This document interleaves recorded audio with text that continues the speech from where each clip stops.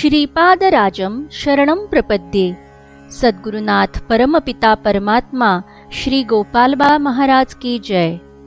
श्रीपाद श्रीवल्लभ लेखमाला लेख क्रमांक 44, कर्नाटकातील हंपी आणि श्रीपाद संकल्प। देवळात स्वयंभू दत्ताची प्रतिष्ठापना झाल्यानंतर बापनाचार्यांनी त्या सिद्धाला भोजनाचे आमंत्रण दिले, पण सिद्धाने त्याला नकार दिला। मात्र त्यांच्या घरी येऊन त्यांनी श्रीपादांचे दर्शन घेतले। 2 वर्षाच्या त्या दिव्य शिशूला पाहून त्या सिद्धाला त्यांच्याविषयी वात्सल्य भाव उफाळून आला। वेंकावधानींच्या खांद्यावर बसून त्यांच्या शेंडीशी खेळत श्रीपाद त्या सिद्धाकडे बघून हसू लागले। ते हसणे ऐकताच ते सिद्ध समाधीस्थ झाले। काही वेळानंतर समाधीतून बाहेर येताच श्रीपाद त्या सिद्धाला म्हणाले, माधवा, मी 16 वर्षांचा झालो की तुझ्या इच्छेप्रमाणे बुक्करायाकडून हिंदू साम्राज्याची स्थापना होईल। तू हरिहर रायाचा आणि बुक्करायाचा साथीदार होऊन जग। तू विद्यारण्य महर्षी नावाने विख्यात होशील। नंतरच्या दशकात तू तुझ्या भावाकडे म्हणजे सायनाचार्यांकडे गोविंद दीक्षित नावाने जन्माला येशील। तंजावुरू या राज्याचा तू महामंत्री होऊन तुझा खूप उत्कर्ष होईल। हे ऐकून सिद्धांच्या डोळ्यातून आनंदाश्रू वाहू लागले। त्यांनी श्रीपादांना जवळ घेऊन छातीशी कवटाळले। श्रीपादांनीही त्यांच्या चरणांना नमस्कार केला। तेव्हा सिद्ध एकदम हसून म्हणाले, अरे, हे काय चित्र। त्यावर श्रीपाद म्हणाले, विद्यारण्य स्वामी म्हणून तू विख्यात होशील आणि शृंगेरी मठाचा अधिपती होशील। त्याच शिष्य परंपरेत तू पुन्हा कृष्ण सरस्वती नावाने जन्म घेशील। तुला माझ्याबद्दल जे पुत्रवात्सल्य वाटते, त्यामुळेच मी जेव्हा नृसिंह सरस्वती नावाने जन्म घेईल तेव्हा तूच कृष्ण सरस्वती नावाने मला संन्यास दीक्षा देशील। त्याला काशी विश्वेश्वर आणि अन्नपूर्णा माता साक्षी आहेत। तू संन्यास धर्माचा पुनरुद्धार करशील। श्रीपाद श्रीवल्लभ संपूर्ण चरितामृत अध्याय 8। आपण नॉस्ट्राडॅमसचा उदो उदो करतो, तो फक्त एक पाहणारा होता आणि त्यानं जे पाहिले ते त्यानं फक्त लिहून ठेवले आहे। त्यानं ते काही ठरवलं नाही ना, तो त्या होणाऱ्या घटनांचा करता आहे। खरा करता श्रीपाद श्रीवल्लभ दत्तप्रभू आहेत।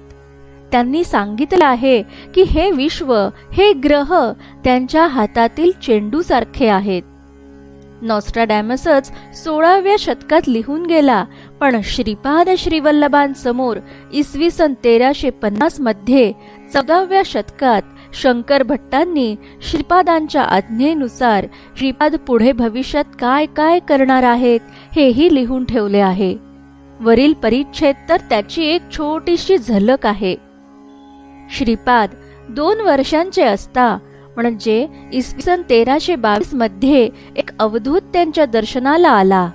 त्यावेळी श्रीपादांनी त्याला पुढील जन्मातील नावाने हाक मारत सांगितले की, माधवा, मी जेव्हा 16 वर्षांचा होईल म्हणजे इसवी सन 1336, त्यावेळी तू विद्यारण्य स्वामी नावाने शृंगेरी मठाचा विख्यात अधिपती होऊन तू हक्क बुक्क राज्याकडून हिंदू साम्राज्याची स्थापना करून घेशील।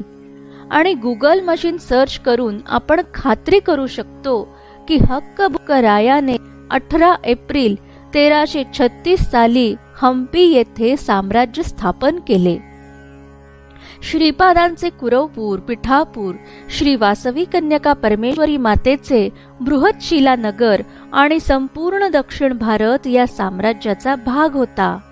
श्रीपाद पुढे अवधूतास म्हणतात की त्यानंतरच्या जन्मात तू माधव दीक्षित होशील व तंजावर राज्याचा महामंत्री होशील। आणि खरोखरच 16व्या शतकात गोविंद दीक्षित नावाने सलग 3 राजवटीत तो महामंत्री झाला।